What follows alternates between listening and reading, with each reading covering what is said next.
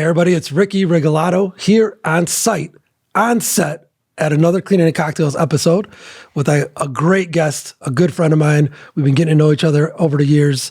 You guys know how much I love these on-site episodes where, again, Cleaning and Cocktails, we share the stories, we share the peaks, the valleys of people in the cleaning industry. Dom is not just in the cleaning industry, but he's in many industries, you guys, and just a fellow serial entrepreneur. So I got Dom Williams here from Cleaning Wise. He is from CNC Cleaning in Indiana. They also service Michigan. I'm going to let him talk about himself deeper, but I just want to give a proper intro, Dom. Sometimes I let the guests do the intro. Yeah. In your case, I want to do the intro for you because, dude, we're not cut from the same cloth, man. I feel like where you're going and where you're at and what your passions are similar to mine. So I thought the list would be pretty cool to talk about. You own CNC Cleaning out of Indiana.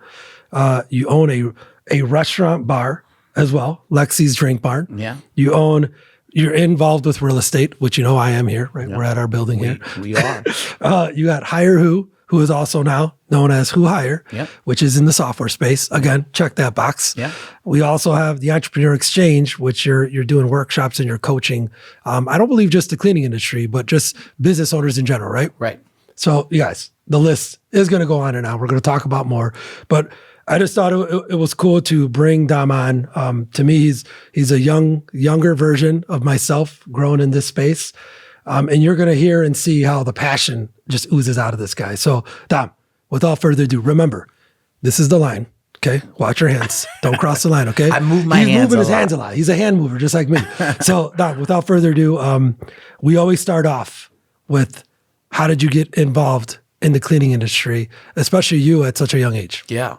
So first of all, Ricky, appreciate you having me on. I started the cleaning company in 2011, right after graduating high school. I was always interested in business at 12 years old, selling candy.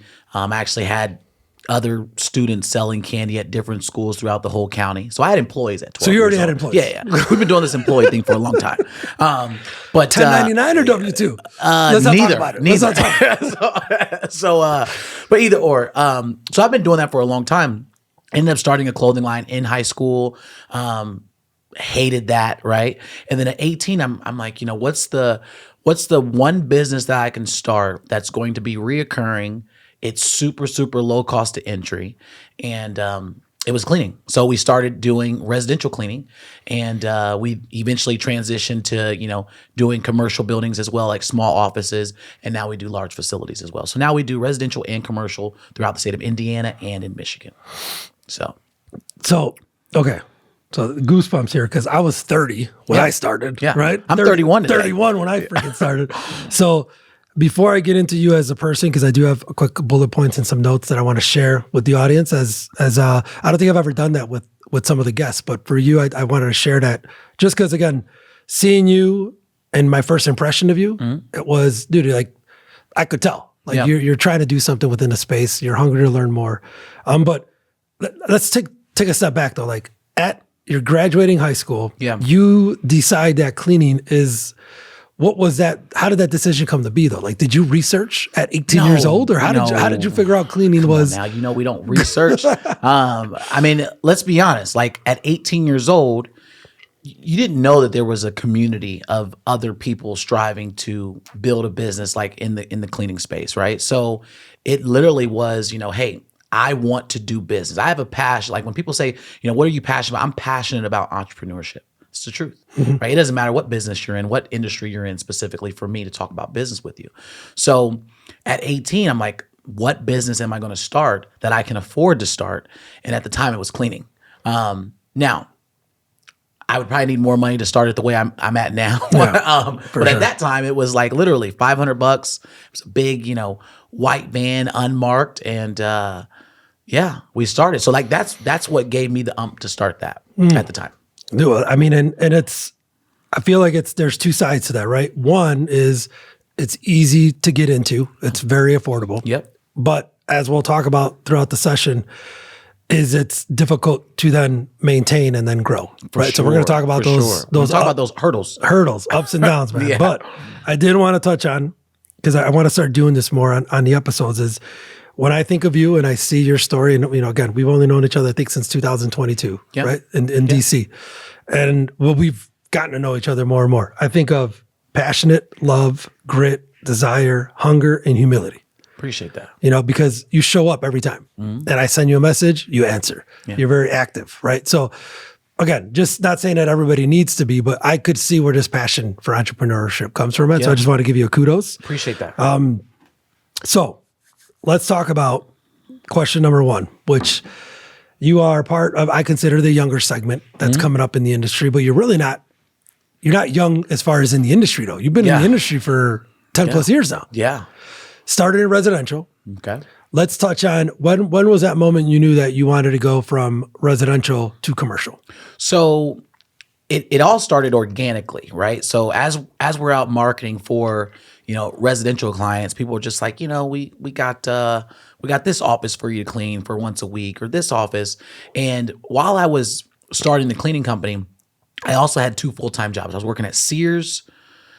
Have you ever heard of Sears? Yeah, I mean, of course, God bless. You've heard of Sears. Yeah, I don't think they're around much anymore. And then actually they had their tower here, right? In Chicago. Okay.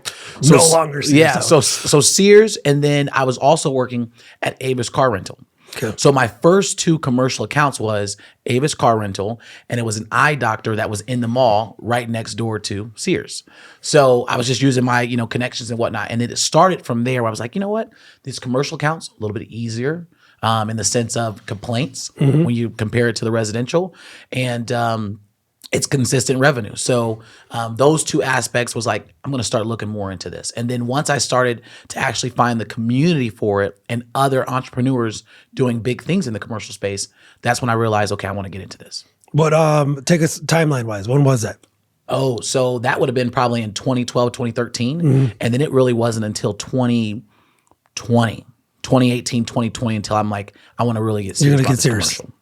Okay. Yeah. So CNC cleaning is that the original baby that you had? And now it just evolved and expanded into what it is today? Yeah. So CNC cleaning, I started there. It's based off it's named after my great grandparents. And the way we got into Michigan is we actually acquired a commercial cleaning company last year in 2024. And we just merged those together. Okay. So you guys heard that acquisition. We're going to touch on that later on. So, all right. So then a lot of people may come and go from the industry, but it's funny when you talk to the people that have been in it for a while, they're like, once you're in, you just don't leave because there's so much opportunity and just this just this passion that you feel. Yeah. What is it about the cleaning industry that excites you? Obviously, we talked about recurring revenue and the ability to grow, but any other things that excite you? So the one thing that excites me the best, especially like when I'm going to networking events or, conferences and whatnot, is everyone has a story on like how they entered into the business. Some people have, like you with your dad and whatnot, like that story's great, right? So everyone has a story in the sense of like how they entered the business. I love that. I mean, the other thing I love about, just the commercial space besides the recurring revenue is the professionalism that you can bring to it, right? When I first started cleaning, it's just like, oh, you're mopping floors and cleaning toilets. But when you get into the commercial space, sometimes you got to put on a suit jacket. Sometimes you got to go in, and that stuff's challenging. And for me, for entrepreneurship, I love that. Yeah. So it's easy. Okay, not maybe the word easy, but it is in your benefit as an entrepreneur who really looks at yourself as a professional. Because that's the thing. There's a lot of people in our space. One guy in particular, if you ever met him, Frank Trevisani from Spartan Chemical, always says it's time to professionalize this business. Like you can really differentiate yourself if you show up. Again, it doesn't have to always be in a suit, right? But like, well, we know you don't show branding. Come on, I'll wear a sports coat. I almost wore a suit today, But treat it as a profession, and you will stick out. Yep. You will stand out, even in the commercial side. Yep. I mean, that's the crazy part. It allows for the ability to again, it's fragmented, man. Some of the stats that I've thrown out there. 90% of the industry not being able to hit $1 million in revenue, when there's over 1 million cleaning companies. Like that really shows you, like, holy cow! Like, just show up, be professional, represent yourself, and doors will open, man. Yep. So now let's talk about, because there's a couple things I want to get into. So sticking with CNC, even though as young as you are, there's still not an end in sight, but like there's goals and aspirations for yourself. Like what is, like they always call it that big, hairy, audacious goal that you have for yourself with CNC? Yeah. So I would say, my big goal with the cleaning company specifically, that's a hard one. As a visionary or an entrepreneur, you probably is there an end in near? No. I don't think there's an end in near. And I'll be honest, sometimes it changes, right? Yeah. Like sometimes we're in love with what we're doing. Sometimes we're like, let's just sell this whole thing. Let's be honest. Yeah. For me, the reason why I can't answer that question as far as like what's the end goal is because cleaning, and my cleaning company specifically, has created so many other opportunities for me. So my other businesses that we can talk about, all of those were created and stemmed from how blessed I've been in the cleaning industry. Yeah. So, but if I was to put a number to it, we want to do, 100 million. We want to, sell it to someone, but that's exciting sometimes, but sometimes it's just exciting. Just keep building and, that's a great segue to a question I was going to talk about later on. But, and I'm sure you've had this conversation, but like I'll talk to a lot of people and I'll say owning the cleaning company, like you don't get rich owning the cleaning company. Right. In my opinion, right? Yeah. I'm sure you share the same sentiment, but it opens the doors for everything else. Yeah. So to your point, when people say, what's the big, hairy, audacious goal? I mean, dude, you're spot on. Like at some point, maybe exit. Yeah. But like for now, it's a great foundation. It's the core of everything. So as that grows and gets bigger, everything else gets bigger too. So what do you say to people when they say, oh, I only have the cleaning company. It has to be my everything. Yeah. Like, is there a moment that you knew it was, it's going to open up the doors for anything? Or did you already know that going into it, that, hey, this is going to be my door opener to everything else? So I wouldn't say I knew that originally. I knew for a fact that I wanted to be in business. I wanted to be an entrepreneur. I knew that. I wanted to be an entrepreneur. I was saying that word before it was sexy. Now it's sexy. Yeah. But what I'll say is, I think when the cleaning industry or commercial cleaning for sure, it opens up the opportunity to say, you know what, I've got cash flow. I can now, now that this is stabilized, I can go and start that new business on the side, or I can go acquire this other business as well. So for me, I've done that time and time again. So you would, you got to be a believer too. And like it's leverage. You start to gain leverage from the banking potential or just business potential. People now trust, hey, Dom started CNC and it's grew to this, invested in here. Like it really does give you seats at the table that you don't really have. And it's stability too, right? Like, cause there is a, a stigma per se where it's like, hey, entrepreneurs are doing all these different things. So like, you're not great at anything. But when you create something, cleaning company, and you're like, hey, I've been doing this since 2011. It's still stable. We've got a couple hundred employees, right? And then when you go off and start those companies, they know like, hey, it still started here at the cleaning company. So I think that's the difference, because you don't want to just go as an entrepreneur and just keep starting a whole bunch of different things. But you do want to diversify. COVID showed us that. Yeah. And it makes sense if you're sticking within the same realm, or just, again, whatever opportunity knocks, like, does it make sense to open that door and go through? And some doors you've probably opened and got it slam right in your face. That's right. Like that's the name of the game. That's the name of the game. Yeah. So let's talk about some of the other businesses and we'll circle back. This one in particular, I think, is relevant within the cleaning space because you're a fellow techpreneur. Yeah. You founded and started a software company. Talk to me a little bit about when did the idea come up? Did you have a passion for technology before you started it, or take us through that? Yeah. So Hire Who is Who Hire. It's Who Hire now. It's Who Hire. It's Who Hire now. But basically, it was an applicant tracking system. And what I used to call it was an advanced applicant tracking system, because advanced sounded a little bit better. But it sped up the hiring process, and it automated a ton of the process for people. So this was before ChatGPT came out and AI was a huge conversation. But I was just struggling getting staff. I was struggling getting staff for my cleaning business. We were just constantly having turnover. So we created a platform to where we could organize that process. We could organize people applying on Indeed and automating all the way to the interview. So now when, someone applies or when we get a new account, let's say we have an account and we need 20, 30 people, we would hire those people within 7 days easily. Wow. Right. Because it's all automated. So I took an exit from that company, I think 3 years ago. I think 2 years ago, either or. Took an exit, and it's now called Who Hire. I still have a small ownership in it, and they have implemented a ton of AI into it, a ton of predictive hiring. So now they can actually predict for the employer whether or not that person is going to be a flight risk or not. Wow. And how long they're going to stick with your company. So those are some different things that they've done, and they've done really well with the product. So how does that make you feel? Like that Great. was It makes me feel great. Like I got, I'll get videos or photos from some of my friends. They'll be like, "Hey man, this looks just like your company." I'm like, "Oh, it is." And they're like, "Oh, they changed the name." I'm like, "Yeah, they changed the name." So that happened a couple months ago at like a roofing conference, and that was nice. really cool. Dude, and there's something to be said. I think I'll take a second here and talk a little deeper on this topic. Is you're sometimes so close to a brand or something that you built that you don't let go or exit at a time. So like, how important was it for you at that moment when you did exit? Again, you could have had quarrels within, should I have done it? Should I not?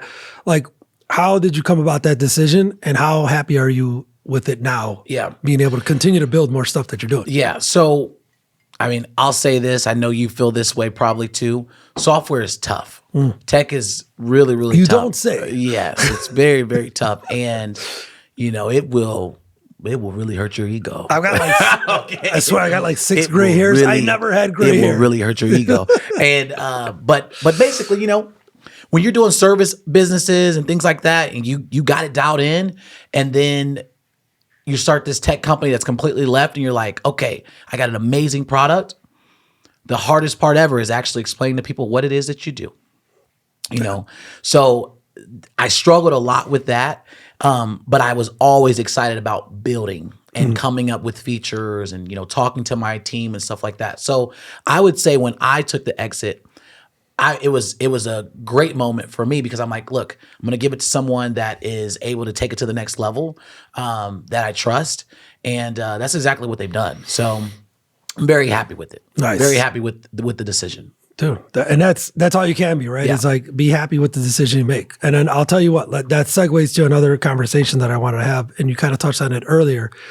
The word entrepreneur is a very trendy word, and it's out there, serial entrepreneur. I introduced you as that, but what I wanted to do is touch on, I actually see you more as a builder. I don't know if you've ever heard me say, but I had heard it once and it just stuck with me, is I feel an entrepreneur is somebody who has built a single business.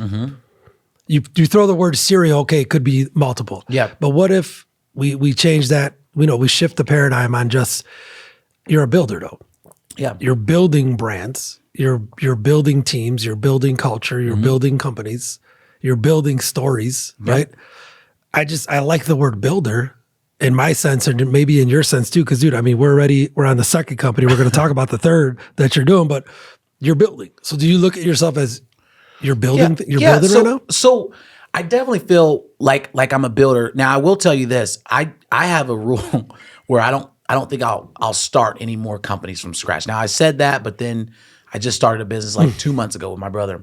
This is the last sister-in-law. one. Yeah, this is the last one, I promise. But because typically I want to acquire companies and then grow them. But I would definitely say they're projects. They're babies. We get attached to them. Yeah. And I would probably say for the cleaning companies, I'm mostly attached to. Yeah. But I would say, I would say I'm a builder. Yeah. I would say that. You're definitely a builder. Touche. Yeah. So let's talk about so the most recent one that you talked about, the exchange, or what do you say, entrepreneurial exchange. Yeah, it's a workshop, or is it more of a coaching brand? Yeah. So I'm a business coach. I coach home service companies and other entrepreneurs as well. The Entrepreneur Exchange Workshop was a small workshop that I did at a steakhouse in my city. And shout out to Marble Steakhouse. And I basically got like 15 entrepreneurs together, all local to Kokomo, and we had a planned workbook that we were going to go through, and we talked about goals, hurdles. We all kind of got vulnerable about our businesses at that time, and I just kind of coached everybody through it for about 2 hours. So So that's what that was. And right now I'm actually working on another program where it's more specific to business owners that are starting where they're working in their business and how do they, transform to working on their business. So that's what I'm passionate about. And we're going to keep that at that because we have a whiteboard quick tips on that, working in versus working on, or working on versus working in. All right, so I enjoy this conversation because Dom, like in the heart of it all, you would say you are a cleaning business owner that has now ventured out into doing multiple different things. And I think there's this stigma of being a cleaning business owner where it's like, you are hardworking, it's blue collar, it's grit. Embrace that stigma. Yeah. But then I think you can break through it, which you have and which many are doing right now. But I think they're doing it because they're taking risk now. Yeah. I think we are more open to taking risk. We are working together more, right? Something that I know you loved about doing some of the networking events is like we're all sharing more. Yep. There is no secret sauce, right? Like none. The playbook is pretty much everybody's playbook. Just how deep do you want to go? How hard do you want to work? And how big do you want to get? Yep. Right? So is that something else that you see has evolved within you being in this industry? Like 3-4 years ago, did you go to events and share as much or try to learn from, because I feel like you're also learning. Yeah. Right. So I would say 3-4 years ago, I was definitely learning. But we probably weren't doing a lot of sharing. Like you're right. That's shifted a ton. Like 4 or 5 years ago, everyone thought they were doing something special. Yeah. They're not. And honestly, I'll give you guys kudos. The first time I came to your office and we're in your conference room and you guys are just saying like, look, this is what we're doing. Boom, boom, boom. And I'm like, what the hell is this guy's angle? Like, why is he teaching us all this? Like, I'm dead serious. Like, we all walked away from there. I was like, what is the angle of these guys? Like, that was the first time we met. And were we with Gosha? We were with most people. And then we went to Elmhurst. Yeah. And we had dinner. Yeah. And I was like, what's the angle? And there was no angle. I still haven't ever bought anything from like you know what I'm saying? Like there's been no angle on like why we're sharing that. And that was a huge pivotal moment, I would say, because after that, I started looking at a lot of things that way when it came to this industry. Any networking events we'd go to, hey, let's share. Let's constantly keep pouring into other people, constantly keep sharing what we're doing versus other people are doing. And I would say even on the residential side, it's more like that now as well. Yeah. So especially residential, so right? Like, you started that trend. Let's go. Come on. Let's go. Sharing is caring. Yeah. We say stronger together. So I know. That's a good one. So all right. So let's talk about actually before we get into that, because I realized I didn't have a question about the bar. So is it a bar? Is it a restaurant? Okay, so there's two that. things. There's two things. So you're talking about Lexi's Drink Barn. Yes. So Lexi's Drink Barn is a business that I acquired in 2021, I believe. And what it is actually a small convenience store. We have 2 locations, but they're just drive-through. Oh, so like, okay. So a luxury liquor store. No, it's soda. No, it's soda. It's soda. There's no liquor sold there. There's no liquor sold there. But basically we sell like mixed soda. So like you can get like a vanilla Coke. Like that's our number one selling item. Vanilla Coke or marshmallow Coke. Okay. But you get like Sprite with blueberry, like all those different flavors in it. And then we sell like concession stand foods. Like it's nachos, tacos in the bag, breadsticks, along with snack foods. So I acquired that business in 2021, I think. And it's been doing well. Got 2 locations. I teed that up for you though. Yeah. Like I didn't want to explain the business because I wanted that was a great pitch on what the business is. Because if you look at the name, what it's a drink. I drink. You're right. Now I will say this because the reason why I said kind of sort of both is because on Valentine's Day, I opened up a lounge called Demure Lounge. Okay. So that is a place where we sell wine, cocktails, and beer. And where's that? It's in Kokomo. Kokomo. It's a really nice, dope lounge and dope vibe. So nice. So, yeah. All right. See again, like just the similarity. So that's the one that I was saying I wasn't supposed to start.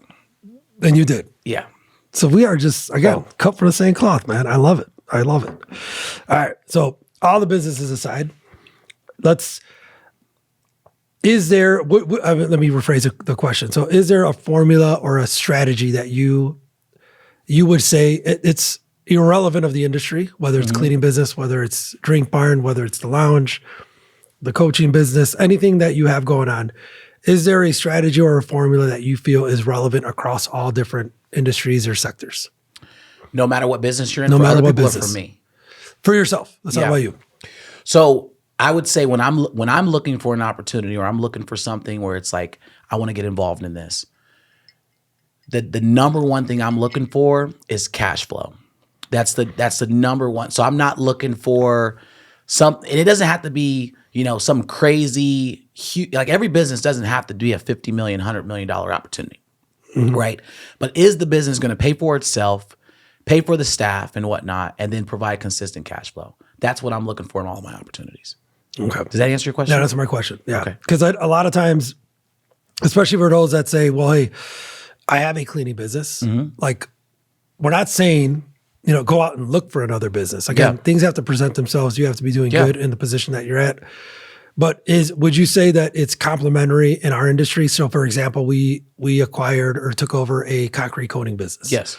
It made sense. Yes. Right? Like, it was a service we could do. So, for those that are in the cleaning industry, would you say first look internally as far as like, maybe there's a window washing company. Yeah. Maybe there's a pressure washing company. Yeah. Like, do the opportunities that you had presented themselves, but like, is that a tactic, do you think, that those that own a cleaning company should think about? So I would 100% say yes. And it really depends on what stage you are at or phase you're at in your entrepreneurship journey. If you have only been running your cleaning company, that's the only business you've ever owned, then yes, one would say the next business should be something that complements that. Okay.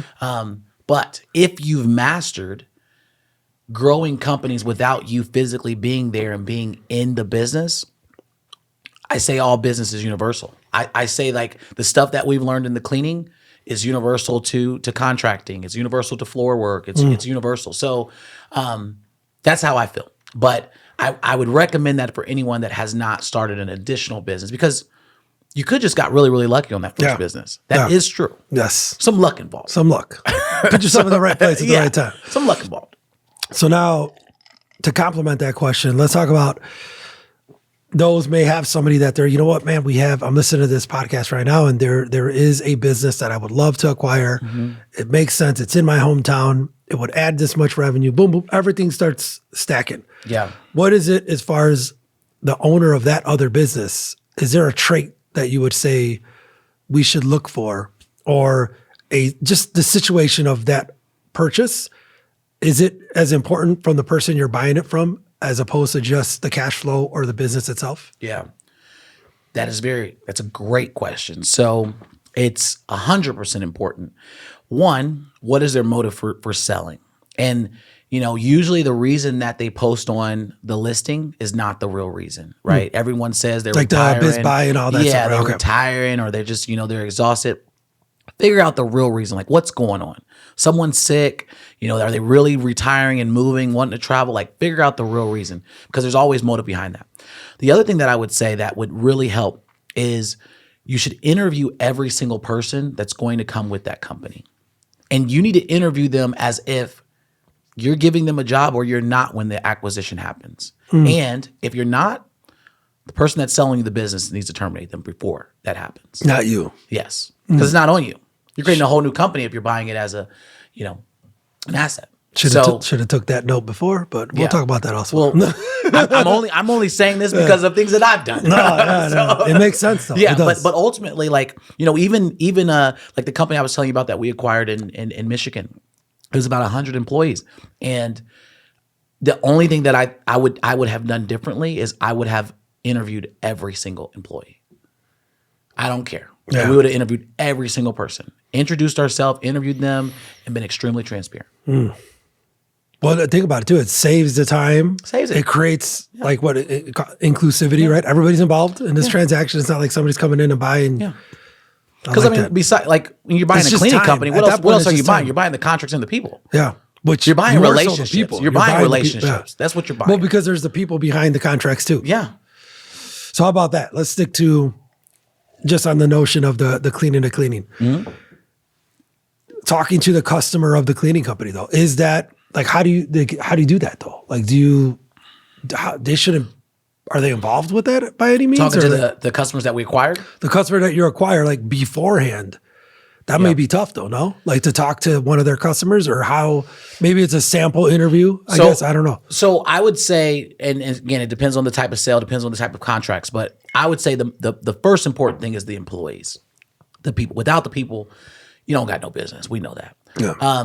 But there are ways to, like once, because again, they're not going to want you to talk to their clients prior to the sale actually going through. But you do want to make sure like, hey, these contracts are in good standing. Yeah, talk about okay. Yeah, and you want to have things put in place on the back end of your contract to where it's like, hey, if 50% of these contracts drop, we're going to need some of that money back. Yeah. So there's provisions and reps things and warrants and all that. Yeah, that you can add in there. And that's what we did. Okay. So that's what we do for every business. Let's talk about, well, we kind of talked about it, but having the different brands. What do you say? I think this, like, let's dig deep into this one because this comes up, man. Because then now you have, well, okay, so Dom, you're growing your business. You have different brands. Awesome. How do you maintain stability with your focus? Like, there's got to be the one that you own that you're spending the most time in, or is there a strategy behind you have multiple different brands and you can manage your focus and your time? Yeah. So there is a strategy behind it. And my strategy is first of all, I only have in total of all those businesses, it's a maximum of 4 people that I talk to on a weekly basis. So I talk to the managers of those companies, and then obviously, the top leaders. And that's it. We have a one-on-one every single week. So I don't have more than one-on-one a day per week. We touch base, we go over KPIs, they ask where they need help at. The way I look at it is my responsibility, my job is to be their coach. That's it. If I hire a competent leader, whether it's a cleaning company, whether it's a Lexi's Drink Barn, as long as I'm a good coach, I should be able to coach them up to do the job really, really well. As long as they're competent. Yeah. Right.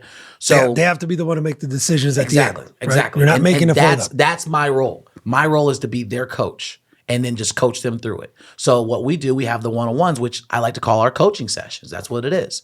So that's one way we do it. I think the team is the main thing, and your team also has to be under the understanding that you're not available on every beck and call. You can't deal with lower level issues, and if you do bring those lower level issues to me, then we got a bigger problem. Dude, so that reminds me of something I learned in Strategic Coach. Have you ever heard Strategic Coach? Yep. So they were saying you should coach and teach your leadership not to, you don't have to give them the answer, but talk them through the answer. Yeah. Right? Like, how do they get to the answer themselves? Yep. So if you're on the phone, they're running into some situations, it's a late at night phone call, they're calling you for the answer. Yep. You talk them through on, so what would you do though? Like, ask them. And they may not have the answer, but you continue to dig deeper. But it was interesting because it's like you're talking them through, coaching them through, they have the answer. Yeah. They just haven't decided to make that call yet. They're like, and whatever it is, they need like a clutch. They need that. It might be a little confidence booster, and you have to like, you know what? You got it, man. It sounds like you got it. I'm gonna go ahead and get up on off of this call. You know what I mean? Like, and I've done that before.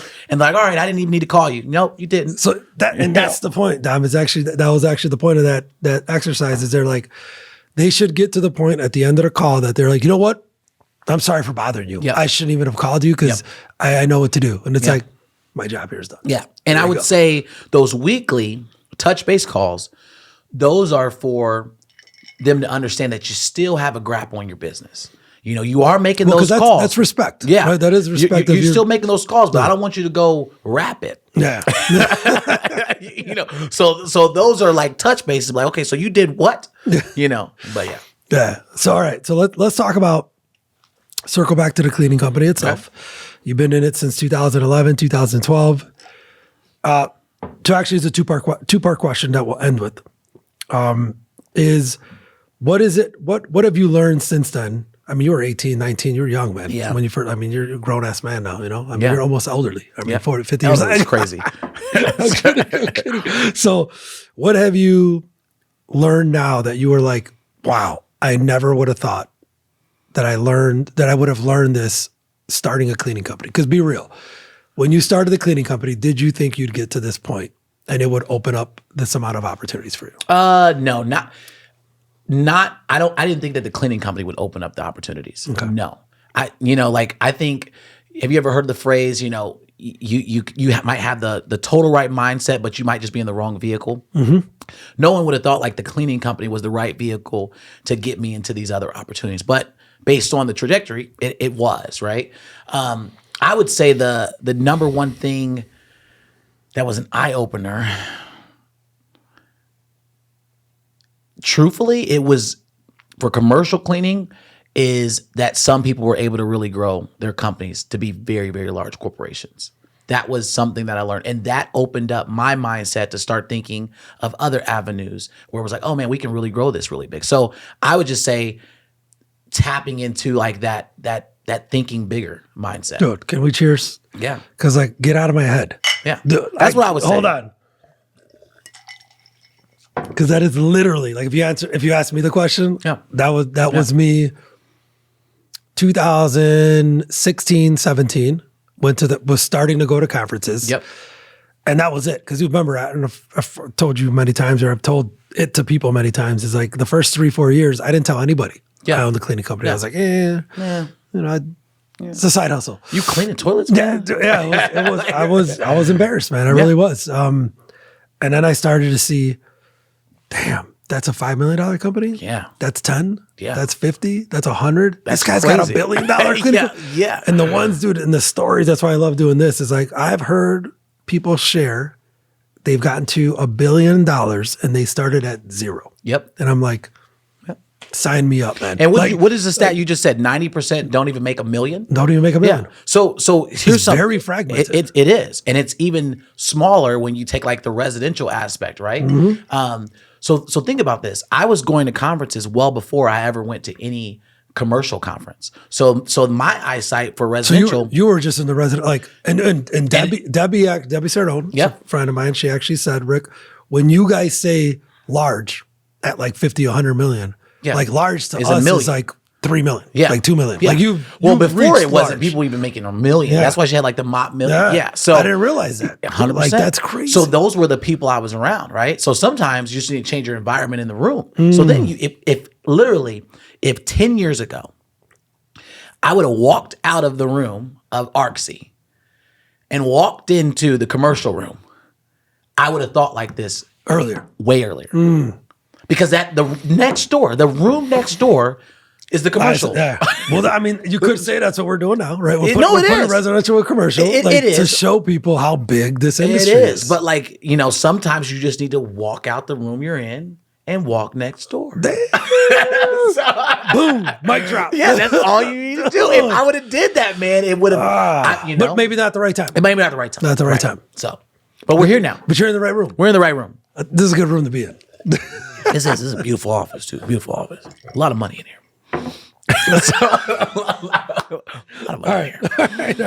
All right. So, I mean, shit, you can't end on a better note than that. But let's end with this, though. So, you've kind of touched on some tactics and strategy that you're going to have for scaling. Mm-hmm.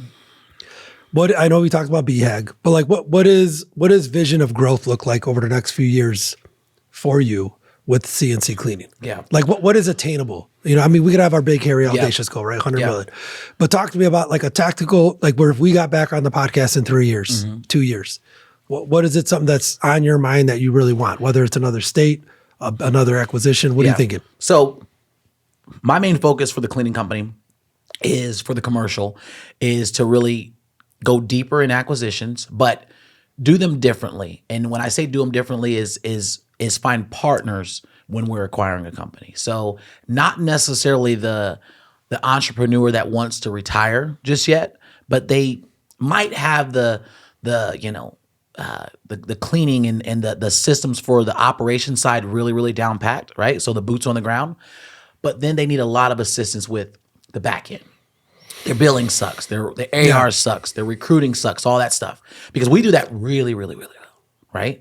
So if we can find other relationships where the merger or the acquisition can be a little bit different, that's what we're looking for.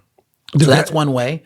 Obviously, we talked about this a little bit earlier. Subcontractors and whatnot model. Those are really good opportunities. Well, we're going to help you with that. You guys are going to help us with that. Let's go.